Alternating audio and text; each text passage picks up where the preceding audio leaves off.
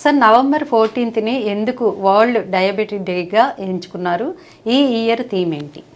So ప్రతి సంవత్సరం మనం డయాబెటీస్కి సంబంధించిన ప్రతి ప్రాబ్లమ్ని, ఆ తర్వాత అసలు డయాబెటీస్ ఏంటి, దాని మీద మనకి అవగాహన పెంచడానికి ఒక రోజులాగా ఉంటే దాన్ని మనం గుర్తించవచ్చు, ప్రజల్లోకి దాన్ని ఎక్కువగా తీసుకువెళ్ళొచ్చు అని చెప్పి మనకి వరల్డ్ హెల్త్ ఆర్గనైజేషన్ ప్రతి సంవత్సరంలో చాలా చాలా రకరకాల డిజీజెస్కి ఒక్కొక్క డేని గుర్తిస్తూ ఉంటుందండి. అలానే ఈ సంవత్సరం ప్రతి సంవత్సరంలాగా ఈ సంవత్సరం కూడా మనకి నవంబర్ 14th వరల్డ్ డయాబెటీస్ డేగా మనం ఆ రోజు దాన్ని చేసుకోవడం. ప్రైమరీగా దీని గోల్ ఏంటంటే ప్రతి సంవత్సరం ఒక థీమ్ లాగా పెట్టుకుంటాం అనమాట. మనం ఆ థీమ్ని మనం ప్రజల్లోకి తీసుకెళ్ళడం, వారికి డయాబెటీస్ మీద ఇంకా ఎక్కువ అవగాహన పెంచడం అనేది జరుగుతూ ఉంటుంది. సో ఈసారి theme diabetes across life stages, అంటే చిన్నప్పటి నుంచి ఆల్మోస్ట్ వృద్ధవ్యం వరకు ప్రతి ఒక్కరికి అందరూ డయాబెటీస్ బారిన పడే అవకాశాలు ఉన్నాయి. అందరూ టెస్టులు చేయించుకోవాలి. చిన్నప్పటి నుంచి ఇప్పుడు మనకి ఈవెన్ టైప్ 1 డయాబెటీస్ అనేది as young as 2 year old దగ్గర నుంచి మనం ఆల్మోస్ట్ టైప్ 2 డయాబెటీస్ మనం 18-20 సంవత్సరాల దగ్గర నుంచి వీ క్యాన్ సీ ఆల్మోస్ట్ 90 సంవత్సరాలు ఎప్పుడైనా మనకి డయాబెటీస్ అనేది మనం దాని బారిన పడే అవకాశాలు ఉంటాయి. సో ప్రతి ఒక్కళ్ళు దీనికి టెస్టింగ్ చేసుకోవాలి అనేది ఈ సంవత్సరం మన థీమ్. మనం ప్రైమరీ గోల్ ఏంటంటే అసలు డయాబెటీస్లో వాల్యూస్ ఏంటి, అసలు డయాబెటీస్ మధుమేహం అనే దానికి అర్థం ఏంటి, ఇది దేనివల్ల వస్తుంది, మనం ఎప్పుడెప్పుడు టెస్ట్ చేయించుకోవాలి, దీనికి వచ్చే సిమ్టమ్స్ ఏంటి, ఆ తర్వాత వస్తే ఎవరిని కన్సల్ట్ చేయాలి, మనం తీసుకోవాల్సిన జాగ్రత్తలు ఏంటి, బరువుకి డయాబెటీస్కి లింక్ ఏంటి, ఇవన్నీ మనం తెలుసుకుంటే మనం ఈ డయాబెటీస్ అనే మహమ్మారి నుంచి మనం కాపాడుకోవచ్చు. అంటే మీరు అన్నట్లుగా చిన్నప్పటి నుంచే అంటూ ఉన్నారు. చిన్నప్పటి నుంచే వస్తే దాన్ని ఎట్లా మనం తగ్గించుకునే అవకాశం ఉంటుంది, పెరిగే కొలది ఎలాంటి జాగ్రత్తలు తీసుకోవాలంట? సో మనకి డయాబెటీస్లో పలు రకాలనే ఉంటాయండి. బట్ మోస్ట్ కామన్గా మనం చూసేది type 1 diabetes, type 2 diabetes. Type 1 diabetes అంటే చిన్నపిల్లలకి, అంటే యాజ్ యంగ్ యాజ్ 2 సంవత్సరాల నుంచి ఏజ్ నుంచి కూడా మనం ఈ టైప్ 1 డయాబెటీస్ చూడొచ్చు. ఈ టైప్ 1 డయాబెటీస్ అంటే వీళ్ళందరి లోపల ప్యాంక్రియాస్ అనే గ్రంథికి ఎగెయిన్స్ట్గా యాంటీబాడీస్ ఫామ్ అయ్యి వారిలో ఇన్సులిన్ ప్రొడక్షన్ అనేది ఉండదన్నమాట. సో ఖచ్చితంగా చిన్నపిల్లల్లో వచ్చే ఈ టైప్ 1 డయాబెటీస్కి మనము ఎట్టి పరిస్థితుల్లో అయినా ఇన్సులిన్ మాత్రమే వాడాలి. దీనికి ఎటువంటి రకమైన మందులు అనేవి ఉండవు. టైప్ 2 డయాబెటీస్ అంటే మనకు ఒకసారిగా మనం 18 years, 19 years, 20 years దాటిన తర్వాత అనుకోండి, ఎక్కువ వరకు ఇంకా యంగర్ ఏజ్ గ్రూప్లో కూడా అప్పుడప్పుడు మనకు కనిపిస్తూనే ఉంటుంది. ఎందుకంటే ఈ రోజుల్లో చిన్నపిల్లల్లోనే మనం బాగా ఉబకాయాన్ని చూస్తూ ఉన్నాము. సో చిన్నపిల్లల్లోనే నేను ఈ మధ్యలో ఆల్మోస్ట్ 12 years, 14 yearsలోనే ఇన్సులిన్ రెసిస్టెన్స్ అనేది చూడడము because of junk foods and వీటన్నిటి వల్ల. అండ్ ఆ తర్వాత కొంతమందిలో ఆల్మోస్ట్ 14-13 ఏళ్ళకే 6.5 HbA1c కూడా చూడడం జరుగుతూ ఉంది. సో ఈ టైప్ 2 డయాబెటీస్ అనేది ప్రైమరీగా ఇన్సులిన్కి అగెయిన్స్ట్గా రెసిస్టెన్స్ ఉండడం వల్ల బాడీలో, దానివల్ల మనకి టైప్ 2 డయాబెటీస్ అనేది సంభవించే అవకాశాలు ఉంటాయి అన్నమాట. ఈ టైప్ 2 డయాబెటీస్ అనే దాని బారిన పడకుండా మనం కాపాడుకునే అవకాశం అనేది ఉంటుందండి. ఎక్కువ వరకు టైప్ 2 డయాబెటీస్ మనకి మనం తినే ఆహారం మీద, మనం చేసే వ్యాయామం మీద, మనకు ఉండే దైనందిన స్ట్రెస్ మీద, మనం ఉండే నిద్ర మీద, ఇట్లా మల్టిపుల్ వాటి మీద డిపెండ్ అయి ఉంటుంది. At the same point of time most important మనం గుర్తుపెట్టుకోవాల్సింది జన్యుపరమైన కారణాల వల్ల కూడా. అంటే మన ఇంటిలిపాదిలో మన పేరెంట్స్ అనుకోండి, వాళ్ళ తాతలు అనుకోండి, వాళ్ళందరికీ ఎప్పటి నుంచో డయాబెటీస్ సంభవిస్తూ ఉంది అంటే మనకు కూడా వచ్చే అవకాశాలు ఎక్కువగా ఉంటాయి. But at the same point of time మనం ఇప్పుడు మాట్లాడుకున్న ఆహారము, వ్యాయామము, స్లీప్, స్ట్రెస్, వీటన్నిటిని మనం వీటన్నిటి నుంచి జాగ్రత్తగా ఉన్నాం, సరైన ఆహారం తీసుకున్నాము, సరిగ్గా వ్యాయామం చేస్తున్నాము, సరిగ్గా నిద్రపోతున్నాము, ఇన్నఫ్ స్ట్రెస్ పెట్టుకోవట్లేదు అనుకున్నప్పుడు మనకి డయాబెటీస్ 20 సంవత్సరాల్లో రావాలి అని మన జన్యుపరంగా మనకుంటే మనం దాన్ని డిలే చేసుకోవచ్చు. మనం దాన్ని కనీసం 30-35 ఏళ్ళు, 40 ఏళ్ళ వరకు మనం దాన్ని డిలే చేసే అవకాశం ఉంటుంది. అలాంటిది అసలు మనకి జన్యుపరమైన కారణాలు ఎటువంటివి లేవు, అయినా కూడా మనం డయాబెటీస్ బారిన పడకుండా జాగ్రత్త పడాలి అంటే మీరు మోస్ట్ ఇంపార్టెంట్ ఫాలో చేయాల్సింది సరైన ఆహారాన్ని తీసుకోవడం, సరైన టైంకి వ్యాయామం చేయడం. ఈ రెండింటినీ ఫాలో చేస్తే మనకి డయాబెటీస్ రాకుండా ఎన్నో సంవత్సరాల పాటు, అసలు ఎప్పటికీ డయాబెటీస్ రాకుండా దాని బారిన పడకుండా మనం కాపాడుకునే అవకాశాలు ఉంటాయి. అంటే సార్ నేను ఒకటి విన్నాను, ప్రోటీన్ ఫుడ్ అట్లాగే ఫైబర్ ఫుడ్ తీసుకుంటే డయాబెటీస్ని రివర్స్ చేయొచ్చని. అసలు డయాబెటీస్ని రివర్స్ చేయడం అనేది నిజంగానే ఉందా?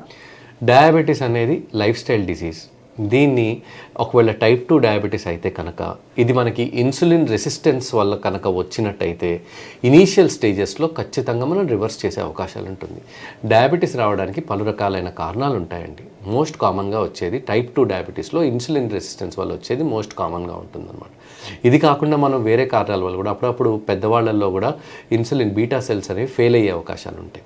అంటే ఇన్సులిన్ ప్రొడక్షన్ సడన్గా ఆగిపోయే అవకాశం ఉంటుంది. దానికి మల్టిపుల్ రీజన్స్ అవ్వచ్చు. దానికి మన ఇన్సులిన్ ప్రొడ్యూస్ చేసే కణాలకి అగెయిన్స్ట్గా అప్పుడప్పుడు మన రోగనిరోధక శక్తి పనిచేసి వాటిని పూర్తిగా చెడగొట్టి మనకి ఇన్సులిన్ ప్రొడక్షన్ పూర్తిగా ఆగిపోయే అవకాశం ఉంటుంది. ఇలాంటిది జరిగినప్పుడు మనం పెద్దగా చేయగలిగింది ఏమి ఉండదు. మనం దీనికి ఇన్సులిన్ లేదంటే కొన్ని రకమైన ట్యాబ్లెట్స్ తీసుకోవాల్సిందే. కానీ 80 నుంచి 90% మంది ప్రజలకు అందరికీ ఉండేది టైప్ 2 డయాబెటీస్. ఇన్సులిన్కి అగెయిన్స్ట్గా మన ఒంట్లో కొవ్వు ఎక్కువైపోయి ఇన్సులిన్కి అగెయిన్స్ట్గా రెసిస్టెన్స్ అనేది వచ్చేస్తుంది అనమాట. అంటే ఇన్సులిన్ పనిచేయడం మానేస్తుంది. దీంట్లో ఎక్కువ వరకు ఆల్మోస్ట్ చాలామందికి కొవ్వు ఎక్కువగా ఉంటుందన్నమాట. ఫ్యాట్ పర్సంటేజ్ విపరీతంగా ఉంటుంది. మనం ఒకవేళ ఇనీషియల్ స్టేజ్లో కనుక డయాబెటీస్ని గుర్తించినట్టయితే, అంటే నేను సింపుల్గా మీకు అసలు డయాబెటీస్లో వాల్యూస్ ఎలా ఉంటాయని చెప్తాను. మనం డయాబెటీస్ అనే దాన్ని గుర్తించాలి అంటే మనకి 3 months క్రితం 3 నెలల నుంచి షుగర్ యావరేజ్ ఎలా ఉంది అని గుర్తించే టెస్ట్ ఒకటి ఉంటుంది. దీని పేరు గ్లైకోసిలేటెడ్ హిమోగ్లోబిన్. మనం దాన్ని చిన్నగా పిలుచుకోవాలంటే HbA1c అని పిలుస్తామన్నమాట. ఈ HbA1c అనే టెస్ట్ చేస్తే మాత్రమే మనకి మధుమేహం డయాబెటీస్ ఉన్నాయా లేవా అని తెలుస్తుంది. అప్పుడప్పుడు ర్యాండమ్ బ్లడ్ షుగర్ చేయడం వల్ల మనకి డయాబెటీస్ ఉందా లేదా అనేది ఎగ్జాక్ట్గా చెప్పే అవకాశం ఉండదు. సో HbA1c టెస్ట్ చేసి మనకు డయాబెటీస్ ఉందా లేదా అని మనం నిర్ధారించుకోవాలి. నార్మల్గా HbA1c 5.6 కంటే తక్కువగా ఉండాలి.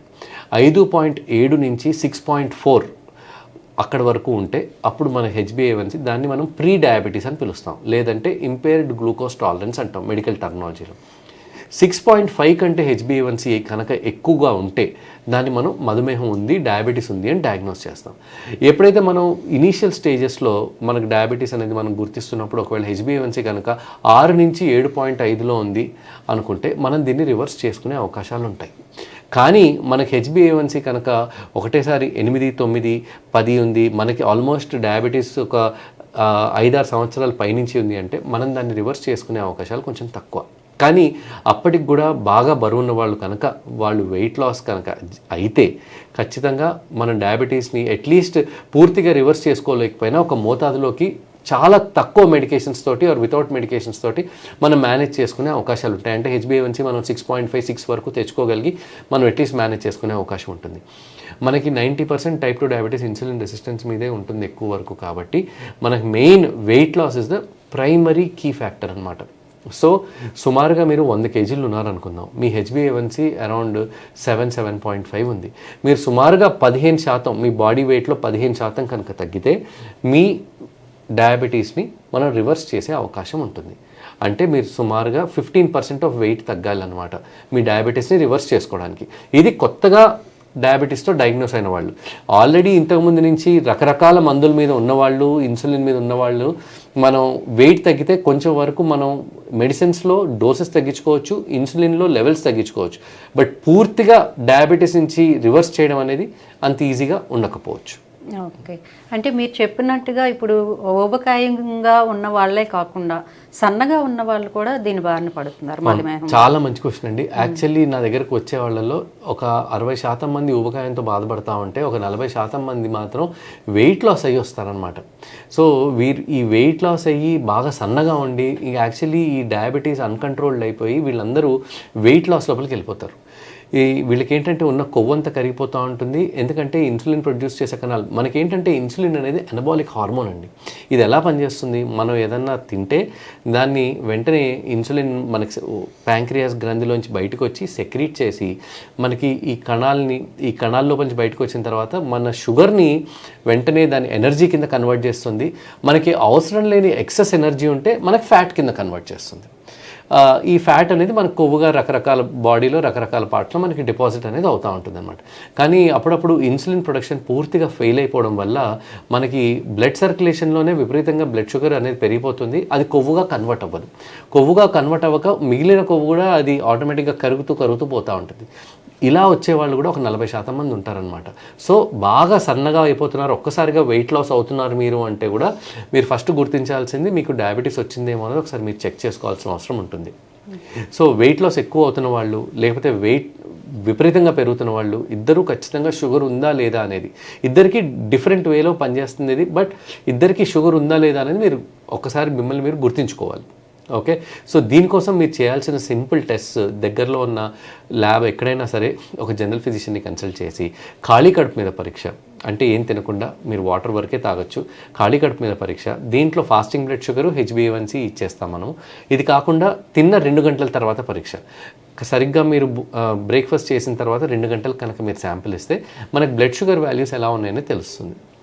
దీంట్లో HbA1c మనకి 5.7 కంటే తక్కువగా ఉందా, 5.7 నుంచి 6.4 మధ్యలో ఉండి ప్రీ డయాబెటీస్లో ఉన్నామా, లేకపోతే 6.4 కంటే ఎక్కువగా ఉండి మనకి డయాబెటీస్ ఉందా అనేది మనం గుర్తించుకునే అవకాశం ఉంటుంది. ఇది ఒకటే కాకుండా ఖాళీ కడుపు మీద మనం చెక్ చేసే షుగర్ ఎప్పుడైనా సరే ఎటువంటి మధుమేహం లేదు అంటే మనకు 100 కంటే తక్కువగా ఉండాలండి. ఒకవేళ మనకి ప్రీ డయాబెటీస్ లాగా ఉంది అంటే 100 నుంచి 126 మధ్యలో ఉంటుంది. ఒకవేళ మనకి డయాబెటీస్ సోకింది, మనకి డయాబెటీస్ వచ్చింది అంటే మన ఖాళీ కడుపు మీద చేసే పరీక్షలో షుగర్ 126 కంటే ఎక్కువగా ఉంటుంది.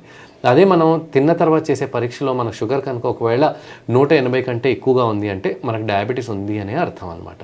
అప్పుడప్పుడు చాలామంది ఈ తిన్న వెంటనే కాకుండా ర్యాండమ్ బ్లడ్ షుగర్ అని చేయించుకొని వస్తుంటారు. అంటే రోజులో మనం షుగర్ ఎప్పుడైనా చెక్ చేసుకునే అవకాశం ఉంటుంది. ఈ ర్యాండమ్ బ్లడ్ షుగర్లో కూడా మనకు ఒకవేళ షుగర్ కనుక ఎప్పుడైనా సరే మంది 140 నుంచి 120 కంటే ఎక్కువగా ఉందంటే వీరందరూ ఖచ్చితంగా HbA1c పరీక్ష చేయించుకొని వారికి షుగర్ ఉందా లేదా అనేది నిర్ధారించుకోవాలి. ఒకవేళ HbA1cలో మనకి 5.7, 5.8 కంటే ఎక్కువగా ఉంటే తప్పకుండా దగ్గరలో ఉన్న జనరల్ ఫిజిషియన్ని కన్సల్ట్ చేసి వాళ్ళ దగ్గర నుంచి ఎటువంటి విధంగా మనం ఈ ప్రీ డయాబెటిక్ స్టేట్ని కానీ లేదంటే డయాబెటిక్ స్టేట్ని కానీ రివర్స్ ఎలా చేసుకోవాలి అనేది వారి దగ్గర నుంచి కనుక్కొని మనం దాని ప్రకారం వెయిట్ లాస్ చేయాలా, ఆహారంలో మార్పులు చేయాలా, స్ట్రెస్ని ఎలా తగ్గించుకోవాలి, నిద్ర లేమి వల్ల కూడా మనకి డయాబెటీస్ వర్సన్ అయ్యే ఛాన్స్ ఉంటుంది. సో నిద్రను సరిగ్గా ఇంపార్టెంట్గా తీసుకోవడం, ఇలాంటివన్నీ పాటించడం ద్వారా మనం కాపాడుకోవచ్చు. అంటే చిన్న ఏజ్ నుంచే వస్తుంది అన్నారు. చిన్నపిల్లలు ప్రతిదీ ఐస్ క్రీమ్ దగ్గర నుంచి చాక్లెట్స్ ఇవన్నీ మనం కంట్రోల్ చేయలేం. వీళ్ళ ఫుడ్ డైట్ని మనం చిన్నప్పటి నుంచి ఎలా మెయింటైన్ చేయొచ్చు? మనకి ఇంతకుముందండి మనకి చిన్నప్పుడులో మనకి ఐస్ క్రీమ్లు కానీ ఇంత జంక్ ఫుడ్ కానీ ఎప్పుడు ఉండేది కాదు. కానీ మనకు ఆల్మోస్ట్ ఇప్పుడు 1995 ఆర్ 2000 దాటినప్పటి నుంచి మనకి రకరకాల బేకరీలు వచ్చేయడం, ఫాస్ట్ ఫుడ్ వచ్చేయడము, మనకి పొద్దుట లేస్తే ప్రతి మీడియాలోనూ మనకి కూల్ డ్రింక్స్ది, ఆ తర్వాత అన్ని రకాల షుగరీ డ్రింక్స్, అన్ని రకాల కోలా డ్రింక్స్, మనకి విపరీతమైన అడ్వర్టైజ్మెంట్స్, పిల్లలందరికీ అవి చూడగానే అవి నోట్లో పడగానే వారికి మంచి టేస్ట్, వాళ్ళకి తినాలనిపించడం, తాగాలనిపించడం, ఇలాంటివన్నీ జరిగిపోతూ ఉంటాయి. కానీ మనం చిన్నప్పటి నుంచే ఈ జంక్ ఫుడ్స్ దగ్గర నుంచి పిల్లల్ని దూరం పెట్టడం చాలా అవసరం. ప్రతి ఒక్కళ్ళు గుర్తుపెట్టుకోవాల్సింది, మీరు ఏది తింటున్నా తాగుతున్నా ఒక ప్యాకెట్లోంచి వచ్చేది ఎప్పుడూ మీకు సేఫ్ కాదని గుర్తుపెట్టుకోండి.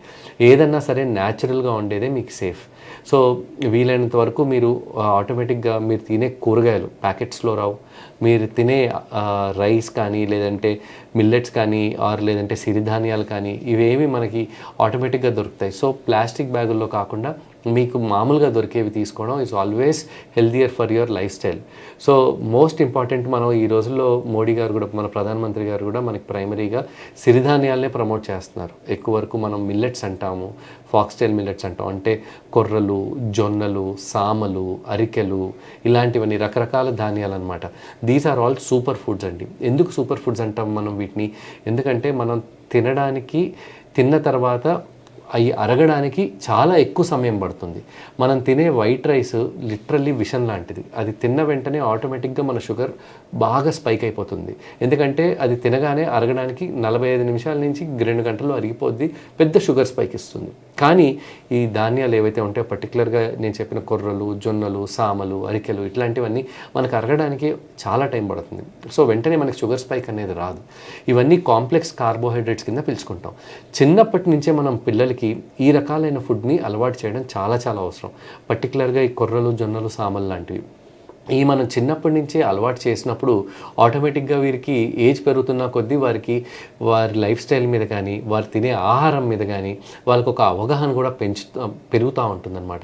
దానివల్ల వాళ్ళు ఒకటేసారి జంక్ ఫుడ్ తినాలన్నా కూడా వారు వాటిని దూరంగా ఉంటారు వాటి నుంచి. ఎందుకంటే మనం చిన్నప్పటి నుంచి ఎడ్యుకేట్ చేయడం చాలా అవసరం.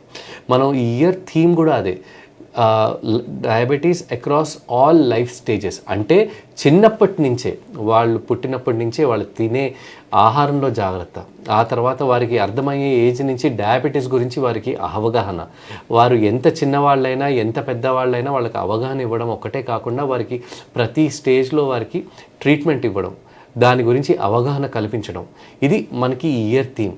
మనందరం కనుక ఒకవేళ ఈ థీమ్ని నిజంగా అనుకున్నట్టు ప్రతి ఇంట్లోనూ డయాబెటీస్, ఆ తర్వాత మధుమేహం దేనివల్ల వస్తుంది, దాన్ని ఎలా కంట్రోల్ చేయొచ్చు అనేది కనుక మనం ఎడ్యుకేట్ చేసుకుంటే ఖచ్చితంగా మనం దీని బారిన పడకుండా మనం కాపాడుకునే అవకాశం ఉంటుంది. సార్, కొన్ని కేసెస్లో ప్రెగ్నెన్సీ టైంలో షుగర్ రావడానికి కారణం ఏంటి? సో ప్రెగ్నెన్సీలో చాలామందికి దీన్ని మనం గెస్టేషనల్ డయాబెటీస్ అని పిలుస్తామండి. ప్రెగ్నెన్సీలో షుగర్ ఎందుకంటే మనకి ప్రెగ్నెన్సీ అనేది ఒక స్ట్రెస్ఫుల్ స్టేజ్ అండి. మనకి ఎంత ఆనందంగా ఉన్నా బాడీ మీద ఒక రకమైన స్ట్రెస్ పడుతుంది. The same point of time మనకి రెగ్యులర్ పర్సన్స్ కన్నా కూడా ప్రెగ్నెన్సీ టైంలో షుగర్ అనేది ఇంకా ఎక్కువ కంట్రోల్లో ఉండాలి. మామూలుగా మనకి ఖాళీ కడుపు మీద 100 కంటే తక్కువగా ఉండాలంటే ప్రెగ్నెన్సీ స్టేజ్లో 92 కంటే తక్కువగా ఉండాలి. ఒకవేళ తిన్న తర్వాత మనకి 140 కంటే తక్కువగా ఉండాలంటే వాళ్ళకి 120 కంటేనే తక్కువగా ఉండాలి. HbA1c వాళ్ళకి ఎప్పుడు 6 కంటే బిలోనే ఉండాలి. వీరికి ప్రెగ్నెన్సీ టైంలో కనుక గెస్టేషనల్ డయాబెటీస్ సోకిందంటే దీని అర్థం ఏంటంటే వీరు ఫ్యూచర్లో పూర్తిగా డయాబెటీస్ కింద మారే అవకాశాలు ఉంటాయి.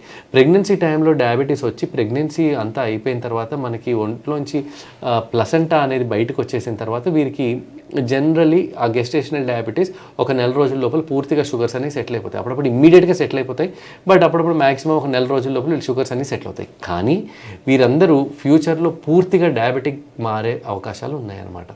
అందుకోసం గెస్టేషనల్ డయాబెటీస్ని మనం సీరియస్గా తీసుకోవాలి. గెస్టేషనల్ డయాబెటీస్ అనేది వచ్చిందంటే అది మనకు ఒక పెద్ద వార్నింగ్ మార్క్ లాగా అనమాట. దట్ మీరు ఫ్యూచర్లో పూర్తిగా డయాబెటిక్గా మారబోతున్నారు, పూర్తిగా మధుమేహం మీకు రాబోతుంది అని చెప్పి మన బాడీ మనకు చెప్తున్న విధానం అది.